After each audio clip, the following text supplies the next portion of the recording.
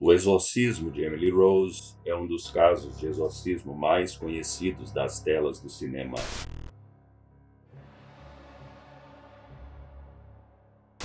E você provavelmente já deve ter ouvido falar que é um caso real. Sim, este foi um caso real. Mas e se eu lhe disser que a história que foi contada nos filmes, na verdade, só aconteceu na mente dos pais e dos especialistas envolvidos? Olá, e mais uma vez seja bem-vindo ao Desconhecido.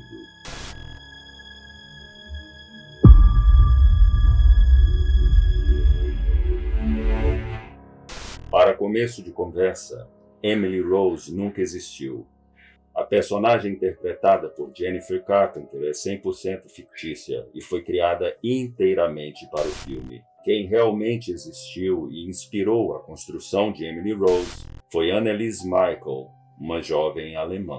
A palavra correta para retratar esse acontecimento seria negligência, pois os pais de Anneliese, e principalmente os responsáveis pelo caso, ignoraram que a mesma tinha um corpo que precisava de cuidados. Bom, a vida de Anneliese foi curta, mas os acontecimentos misteriosos que permearam sua vida, com certeza fizeram seus dias e os dias de quem estava por perto parecerem uma eternidade.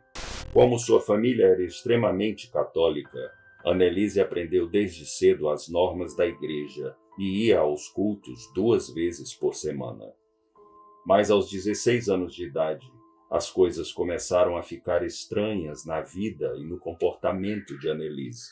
A história conta que certo dia na escola, a jovem perdeu a consciência de uma hora para outra e em seguida passou a caminhar como se estivesse atordoada. O único problema é que Anneliese não se lembra de nada desse acontecimento. Após um ano desse primeiro episódio, outro acontecimento semelhante ocorreu. Após um ano desse primeiro episódio, outro acontecimento semelhante ocorreu. Ela estava dormindo quando urinou na cama e então acordou tendo convulsões, e então foi levada por seus pais ao hospital e diagnosticada com epilepsia e esquizofrenia. Os médicos passaram alguns remédios para que controlassem seus sintomas e permitissem que ela estudasse tranquilamente. Anneliese até conseguiu se matricular na Universidade de Würzburg no ano de 1973, onde foi definida por outros colegas como muito religiosa e retraída. Alguns anos depois, ela teve que ser internada em um hospital psiquiátrico devido à piora de sua condição, e em um de seus episódios disse ter tido alucinações com a face do diabo. Anneliese foi medicada com remédios para o tratamento de psicoses, mas eles não ajudaram. Na verdade, a condição da jovem piorou drasticamente e ela continuava a ouvir vozes. E essas vozes diziam que ela ia apodrecer no inferno.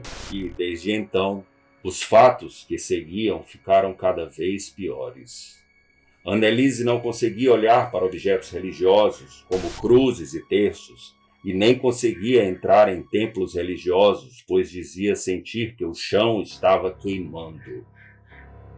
Anneliese acreditava que só havia uma explicação para o que estava passando. Então, decidiu junto de seus pais procurar uma solução religiosa, pois não conseguia enxergar explicações científicas para sua condição. Seus pais procuraram vários padres para fazer um exorcismo que livraria seu corpo das garras negras do diabo.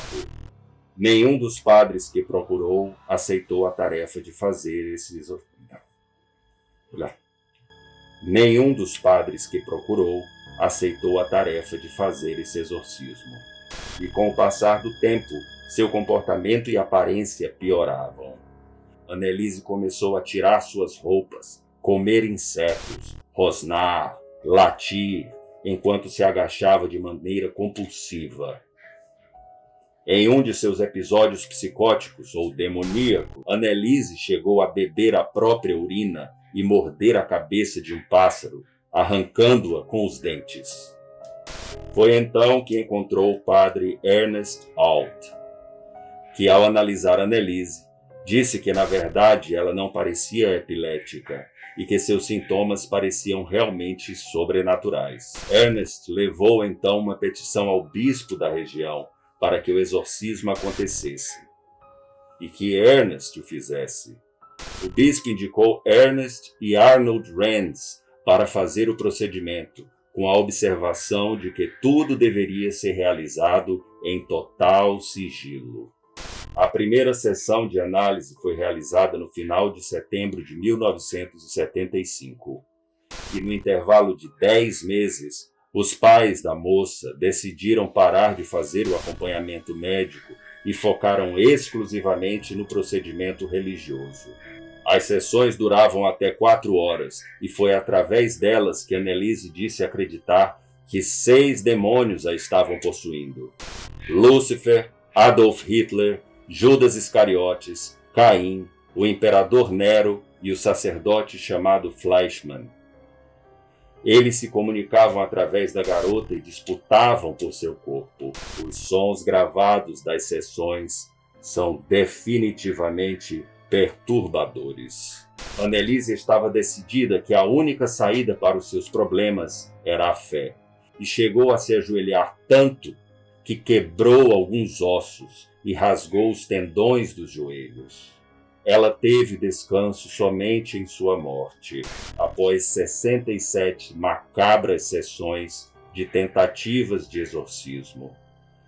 E sua morte, na verdade, não foi por conta dos demônios, e sim, segundo especialistas, por falta de acompanhamento médico, pois a garota parou de comer lentamente durante os 10 meses de exorcismo.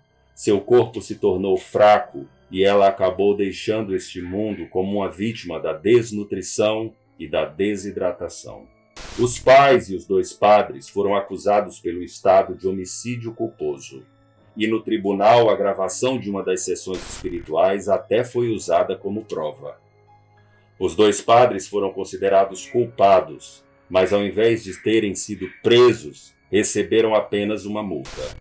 Já os pais da jovem não receberam nenhuma punição, pois o tribunal chegou à conclusão de que eles já haviam sofrido o suficiente. Infelizmente, no meio disso tudo, quem mais sofreu foi Anneliese, que, estando doente ou possuída, não merecia tanto sofrimento em seus últimos meses de vida. Às vezes, a fé em algo e a religião podem cegar a verdade e se tornar um perigo e gerar acontecimentos tristes e macabros. Essa foi a verdadeira história sobre o exorcismo mais chocante de todos os tempos. E se você gostou desse vídeo, não esqueça de deixar o seu like, ativar o sininho e se inscrever em nosso canal. Até a próxima!